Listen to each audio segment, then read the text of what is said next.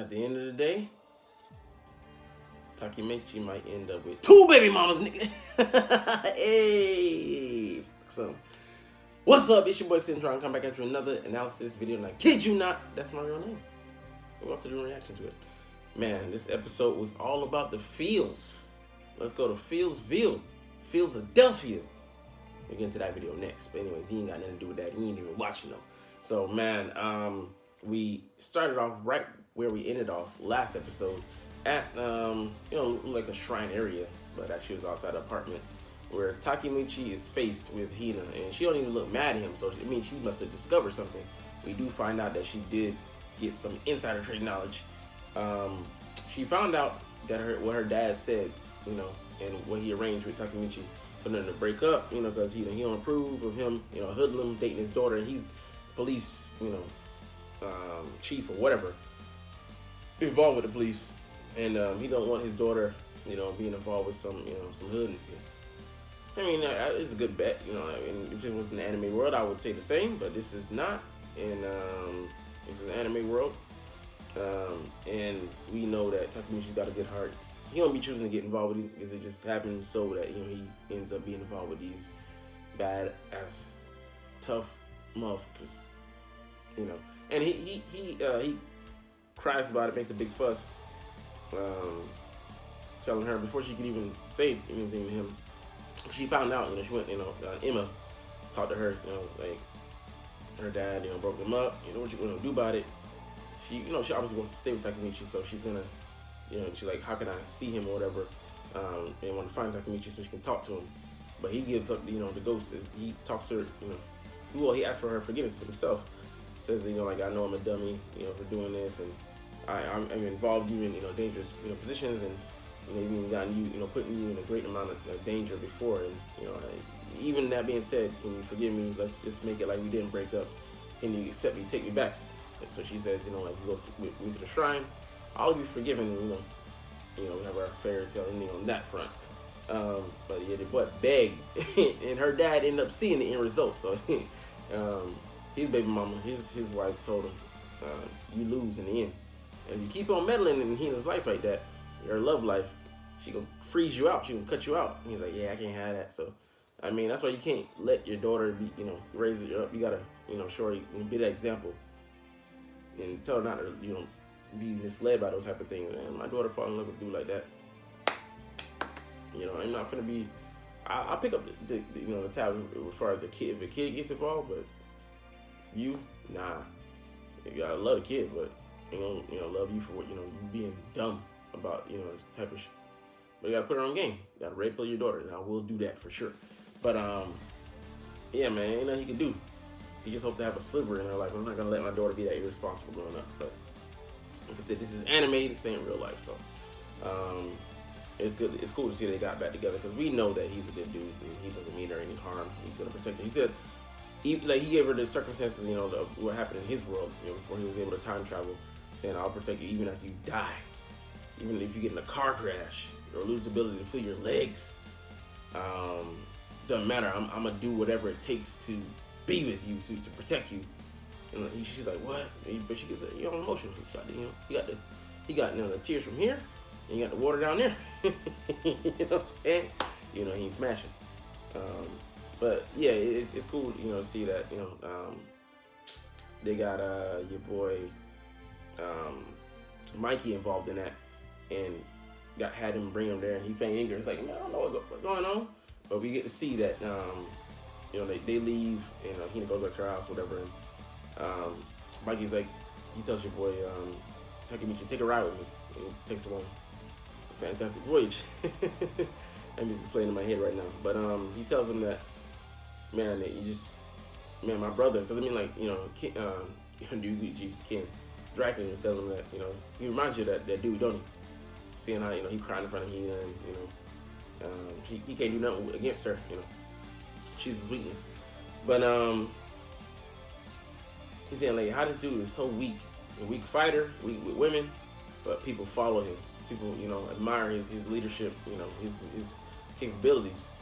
He's a man, when the chips are down, he gets done. And I'm like, damn, that speaks volumes about, how the dude is. and it's crazy. Like, I agree, man. So Mikey takes him on his trip, and he tells him that since I lost my brother, it's all been a haze. He was everything to me. He was like a dad. He asked him, "Do you have where are your parents? We don't have any." And he said it last season as well. Like Emma and him have different fathers, so she was being raised by her mother for a bit, and then she left her with the grandpa, and he's raising them.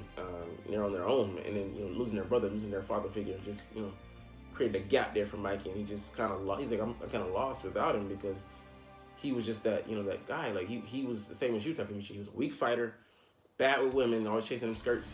His farts stunk like a muffin. Like, damn, you got to include all that TMI, man. But he was still the dude that we leaned on. People followed him. He was like, how can dudes love you so much? He's like, you don't get it now. But it's about heart, right? It's about him being dependable, man. And before he gave up the hoodlum life, he was the leader that he could count on. He's like, with them, the guys feel like they'll never take an L, because they always got a chance with this dude leading them. And like, man, that's a makeup of a leader. You don't have to have the strongest physical skills, or be the smartest, or be the bravest, but if you got that it factor, that charisma, the ability to to be calm, collected, poised, to do things that other men aren't willing or ready to do, man, you can find yourself at the heart of a community, the heart of an organization, because people follow leaders. That's one thing they will do. Women do, men do. So I mean, like, I'm like, this is a big chance. He's telling, he told Takemichi, please be that guy that for me, that could bail me out when I'm at the bottom. He's like, I'm weak. He's like, anybody could fight, but I'm truly a weak guy. I lose my way. He's like, but you, no matter who you're facing, because he got his ass beat by Taiju, but he stood his fucking ground like a man. I'm like, damn, Takemichi. The set, the reason he slumped over, because he set up the set of balls he got on him, they made of metal, and it was just goated,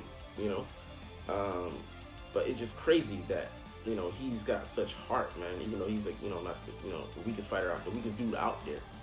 But he's like, I'm gonna need you to bring him back from the brink. He said he could be that guy for Mikey. Feel that hole in his heart. You can't be his brother, but you can be a good replacement and be his better angel on his shoulder. He's like, even Mikey realized it. Without someone to be his rudder, he's gonna be lost at sea, man. And he needs that guy, in his life. So where are we gonna go from here? Like, it's a feel good episode. We'll get to that a little bit later. But I'm like, Mikey put his trust in Takemichi, and he's like, I got you, bro. I got you. I'm like, nothing but, man, respect for that dude. He's a fake mom. But they're getting the game together, and they have an announcement to make. I'm like, what is this announcement that they're not gonna like? Could it be that they're gonna push Takemichi even further up the ladder to be like a vice commander, or like twin vice commander with the same weight as Ken? Ryuguchi Ken, Draken, keep calling him that. But that's the only thing I can think of, pushing Takemichi further up the leadership chain, because he deserved it. He's showed that he earned it, and he deserves that role. I mean, you could in some way, shape, or fashion call him the heart of Toman right now. In some ways, he ain't quite completely, but he's earned a lot of trust. I remember when they used to distrust him in season 1, going back and forth, who's this guy? But he really has come out and proven himself time and time again, in pinches and in tough situations and hopeless situations. When the chips are down and things are looking bad, he's pulled them through. He's been reliable, man. That's all you could ask. Even when he was lost, he found himself. And like he said, Mikey said to him, you never lose yourself, even given the circumstances. Like, that's huge. But we go back into past a little bit. We see that Draken and Mitsuya have known each other for a good little bit, because we known that Draken grew up in a ore house, and I ain't talking about paddles with them 304s, selling themselves. But Mitsuya, he wanted to run away from responsibility. He met Draken one day when he was out spray painting. That's actually where the tattoo, the design comes on. That came from that Draken has on his head. Comes from. It was bought by Draken from Mitsuya, and you know, he made that much of an impression on him. And actually, he has the same tattoo on his head, but he just grows his hair out so you can't see it. I'm like, what? And that's why they're the twin dragons of in name of Toman.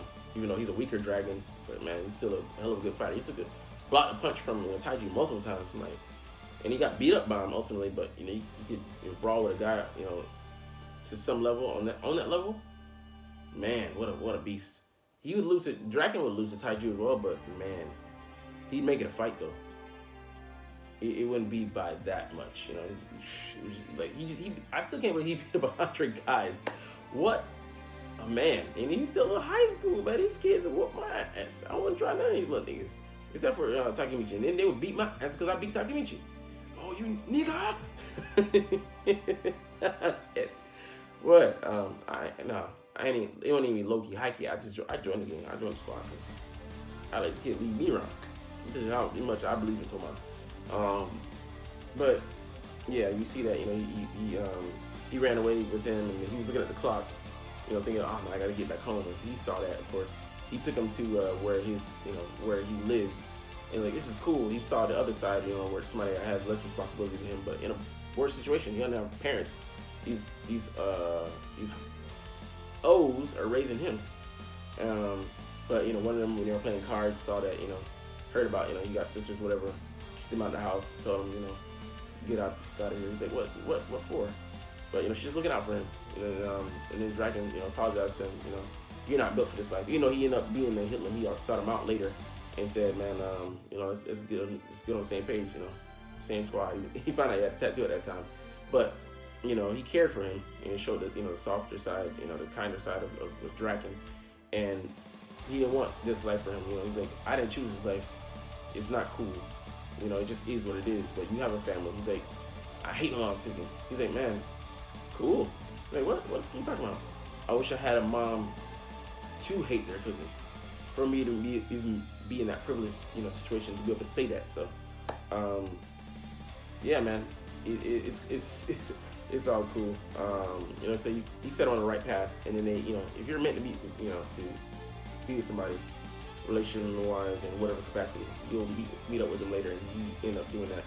And yeah, it's cool how they're on paths reunited. And then we get back to the present and see that now Yuzuha has a crush on Takemichi. I'm like, damn, man, Takemichi got options, man.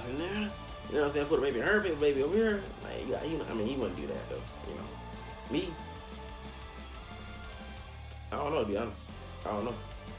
Because, man, went to sold his wild oats. But, you know, it's cool. Everybody actually ended up gathering without, you know, it being a planned thing up at the, you know, the temple, you know, for the bringing of the new year. We see Peion, we see, what do you call it, some of the other lieutenants, or like, you know, the other squads. And pretty much all Toman's there. Takemichi gets his wish, you know, tablet stolen, wooden tablet stolen. And like, what is it? Man, like, man, that's a secret, man. But you know, they pump him because he's soft getting there. But he's still like the hardest getting there too at the same time. And they found out, you know, they decided to jump on count of 3, 2, 1, and found out that he wants to be the hero to save everybody. I'm like, bro, you already are that, you know, so that's great. But you know, you already are that guy, and you know, you long since been acknowledged, you know, as a guy, you know, who's gets done and is dependable. They rely on you, man. I'm like, that's my G. And I'm like, this is happy, man. This is cool. It can't end on that note, and it doesn't. We see Kisaki with Hama, and this in the shipyard, so they're far away from peace. They're just in a cold, dark, isolated place, which, you know, by their own design. And Hama says, I can't believe Takemichi actually got it done. I'm like, he's like, yeah, he did. But man, this ain't gonna be the end of it. And I'm like, what the do you mean? Stop sowing trouble, man. Stop sowing the oats of discontent and shit. But you know, he's just not content, you know, just, you know, to settle in his peace. But you know, he wants to see things in chaos. What are his plans? Why are you so hell bent on seeing a chaotic future? You know, but this is gonna give him less power. Like, you know, Takemichi's getting more power sometimes. So he's gonna try to take him out. And why do he call you? He's still like, you're a hero. Like, if, I mean, I get from one point, he knew it from back in the day, but like, how can he be your hero? Are you just mockingly saying that, or do you really have some duality there, seeing him as a hero, but you just have a lust for power? I don't know. We'll see. Like I said, this anime, I always said this anime has no previews, so we'll go and we'll see what's going on. So let's get up out of here, man. And as always, I mean, you're not even watching though, but let's get that salute regardless.